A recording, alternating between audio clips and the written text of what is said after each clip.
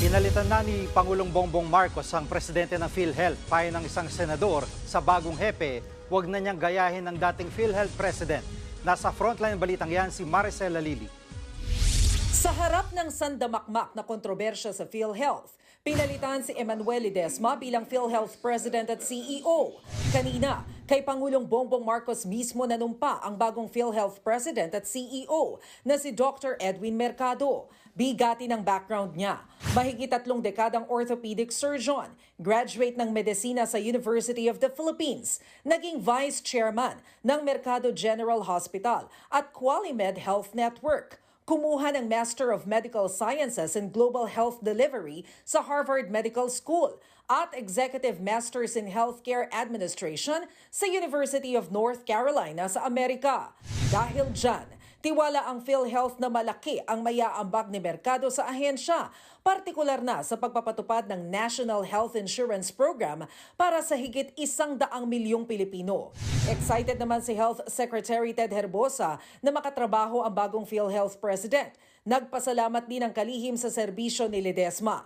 Wala pang detalye kung nag-resign ba o tinanggal sa pwesto si Ledesma. Wala pa siyang pahayag. Pero mula nang maupo noong November 2022, inulan ng mga kontrobersya ang PhilHealth. Kabilang ang Medusa ransomware attack kung saan milyong-milyong datos ng ahensya ang nakuha ng hackers. Gayon din ang binatikos na paglilipat ng PhilHealth ng halos 90 billion pesos na sobrang pondo sa National Treasury. Pati na ang 138 million pesos na proposed budget ng PhilHealth para lang sa kanilang 30th anniversary celebration ngayong taon. At nitong Disyembre nga, na zero ang budget ng ahensya para sa subsidy. Kung si Senate President Cheese Escudero ang tatanungin, matagal na raw talaga dapat pinalitan si Ledesma dahil hindi naman ito natugunan ang kailangan ng mga miyembro ng state health insurer.